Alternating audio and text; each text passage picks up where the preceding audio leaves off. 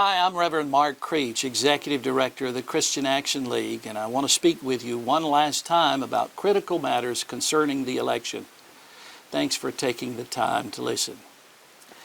Daniel Horowitz, in his new book, Stolen Sovereignty, writes, "The radicalism and destruction on display in the waning months of the Obama presidency has shown signs of engendering a political rubber band effect. There is a great awakening in this country, and people are starving for leaders who will steer the country in the opposite direction. It's time to harness this opportunity and make this election meaningful. We are now at the precipice of the ultimate time for choosing. There is nowhere to retreat." So much is at stake. Questions of fundamental import will be decided. Will we be a nation that moves closer to recognizing and enforcing respect for the sanctity of human life at every stage, or will we move further away? Will religious liberty survive? Will the Second Amendment be protected? Will traditional marriage continue in a downward trajectory? Will we support men and women's restrooms, locker rooms, and showers? Will we continue to support with public funds organizations like Planned Parenthood that sell the body parts of aborted children? What about federally mandated health care? Do we really want the government managing our health? Will we be a nation of borders that protects and preserves our sovereignty?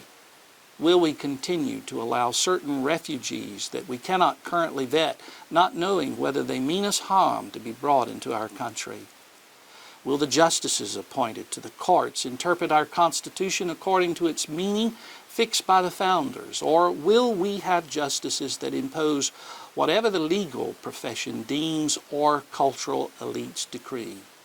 Will the rights of the individual continue to be considered unalienable, meaning given to us by God, which no government has the right to infringe upon? Or will the view that the state gives us our rights grow more and more pervasive? We are at a tipping point in this nation, and what will be decided on November the 8th could not only set the course for the rest of our lives, but also that of our children and our grandchildren for many years to come. This is why it's so important for each of us to vote in this election. There are too many, unfortunately, who are either complacent or skeptical about voting, but the right to vote is the most sacred privilege of a representative republic. Moreover, every vote does count, and every vote does make a difference. In 1948, Lyndon Johnson was elected to the United States Senate by 87 votes cast in 6,000 precincts. That figured out to less than 2 votes per precinct. In 1960, John F. Kennedy defeated Richard M. Nixon by 113,000 votes. That was actually less than 1 vote per precinct. Whoever you are, no matter your status in life, the vote empowers you as a true equal. Christians especially should treat their right to vote as something sacred, as a stewardship from God, as an act of obedience to Christ's command to render unto Caesar what is Caesar's and unto God what is God's. Still, according to a study by the Barna Group, 40 to 50 million Christians, many of them evangelicals, failed to vote in the last election. Dr. James Dobson has rightly argued that it's a disgrace that half the Christians in America fail to vote.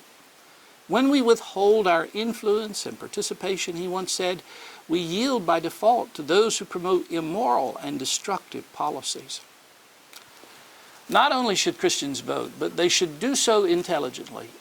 There are excellent voter guides online and in print from faithful Christian groups to help with this responsibility. And to vote intelligently as a Christian is to bring a solid biblical Christian worldview to bear on a candidate's public policy positions. This may seem like a daunting task for those who haven't had the time to look at each of the candidates. But I suggest, generally speaking, there is a rule of thumb that can be followed with remarkable accuracy. No political party represents Christian values perfectly, but the differences between the Republican and Democratic Party platforms are as distinct as light versus darkness. Renowned theologian Wayne Grudem has rightly argued that conservative evangelical Christians who tend to believe that the Bible is God's Word in its entirety have tended to align with Republican principles. So have others whose religious views led them to believe in absolute moral right and wrong, such as Roman Catholics, Mormons, and more traditional Jews.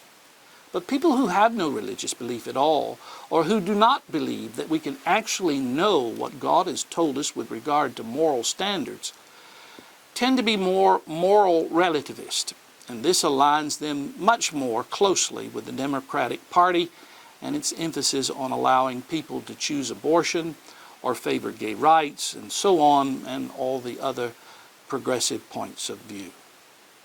I think whether considering the top of the ballot or looking down the ballot, this is typically the case.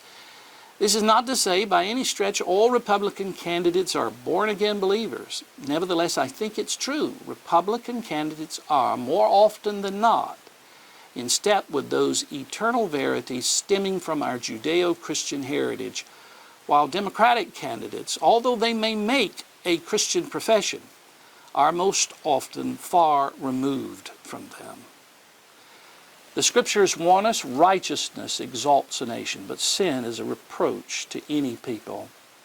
At the heart of America's greatest problems, the reason we are currently subject to careening over a cliff can be found in our rejection of God and His way. We must personally choose Him as well as to choose leaders that will choose His way. There's much more that I wish I could say about this election, but allow me to share these closing thoughts. There's never been a greater contrast between two presidential candidates and their vision for the country than Hillary Clinton and Donald Trump. And although Trump is not everything that conservative Christians aspire for in a candidate, he at least has promised to safeguard and defend much of what we value, our religious liberties being paramount. On the other hand, Hillary Clinton has promised to work against what we value and hold dear. In the race for the U.S. Senate seat representing North Carolina, Richard Burr, for more than a decade, has demonstrated his commitment to conservative values, with a few exceptions, while Deborah Ross was a lobbyist for the ACLU and one of the most liberal members of the North Carolina House. The race for governor is a contrast between one man, Pat McCrory, who has truly succeeded in making our state's economy one of the fastest growing economies in the nation, while his opponent, Roy Cooper, wouldn't even do his job as Attorney General, refusing to defend our state's laws whenever he, and not the courts, would rule them as unconstitutional. Our Lieutenant Governor, who's running for re-election, Dan Forrest, he's the real deal, a genuine follower of Jesus Christ and a statesman. In the race for North Carolina's Attorney General, candidate Buck Newton, as a state senator, was a staunch advocate for every issue dear to the hearts of Christian conservatives. Josh Stein, during his tenure in the state Senate, was just the opposite. Stein worked under current Attorney General Roy Cooper as a senior deputy attorney, and I think it would be accurate to say that we can expect Stein to run the office similar to the way his old boss did. And then, please don't overlook the race for the seat on the North Carolina Supreme Court between Mike Morgan and Bob Edmonds. Morgan says his judicial philosophy is much like that of Justice Kennedy on the U.S. Supreme Court. Kennedy, mind you, wrote the ruling that imposed same-sex marriage on the country. Edmonds has been a proven conservative on the state Supreme Court for 16 years, and the loss of his re-election would give a 5-4 majority to liberal justices that could put much of the state's progress in jeopardy. Lastly, please remember those lawmakers that have shown incredible courage by passing HB 2, the bathroom bill, a common sense measure that protects a person's fundamental right to privacy, as well as keeps the government from forcing Christian business owners to abide by policies which are a violation of their deeply held religious beliefs. These lawmakers, and yes, our governor who signed the bill, stood up for us, and they have wrongly suffered the abuses of gay activists, leftist celebrities, corporate entities, sports organizations, and a grossly biased media that smeared the bill and their good names. And it would be a shame if we didn't stand with them now via our vote. This is no time for equivocation, no time to sit it out, no time for wasting our vote on write-in candidates or candidates who have no reasonable chance of being elected. As James Lowell once said, once to every man and nation comes the moment to decide, in the strife of truth with falsehood, for the good or evil side. That is where we are in America, and we'd better pray in earnest to choose wisely this election. Thank you for your time. God bless the great state of North Carolina, and God bless the United States of America.